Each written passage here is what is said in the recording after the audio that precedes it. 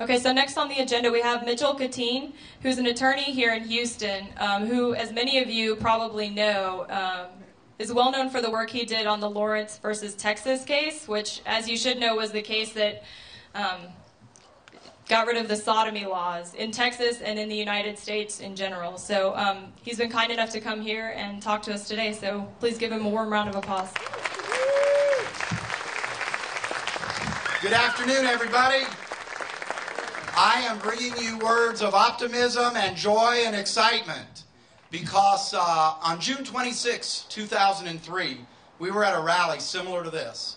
And on that day, we didn't know what was going to happen. Just like this morning, when the word went out of we're going to have a rally or we're going to have a protest, and we didn't know. And many of us, although the case was very important, really didn't care.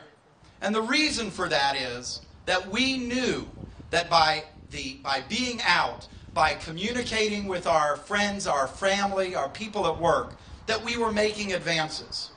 Now, when that decision came out, it was more than we ever imagined. Justice Kennedy and the majority of the Supreme Court said things in that decision that had and continue to have ramifications across this country. Sentences like, the government should not be involved in our personal relationships, that gay and lesbian people have the right to dignity in their lives and should not be told what to do by the government.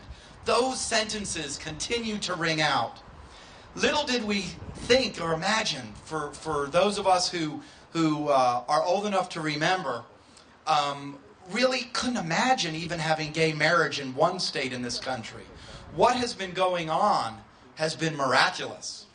And as history will tell you, you can't have 20 steps forward without having some steps backwards.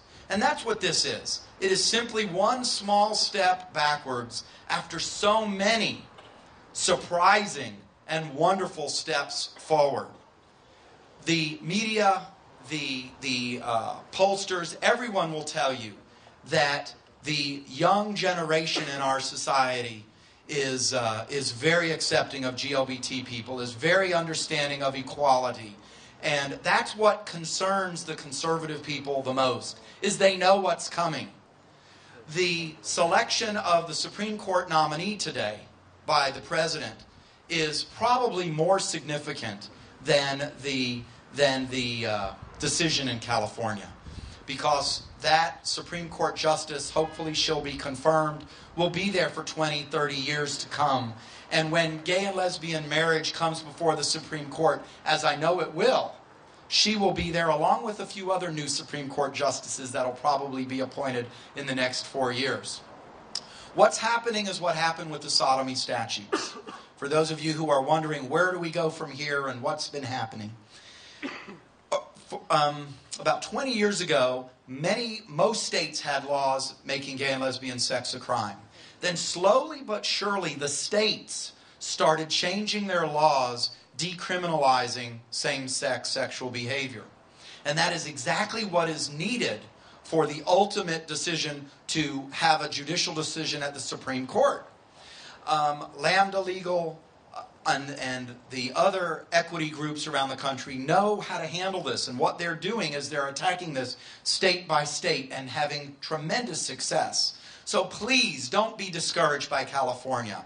It's not the end of the story. It's just another step in the road to complete equality.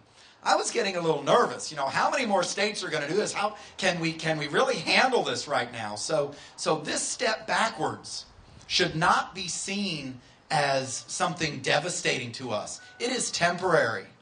And eventually, more states are going to join in, and the Supreme Court of the United States will have the ultimate decision. So please, keep your spirits up. We've come a long way in a very short period of time, and there's a lot more on the horizon.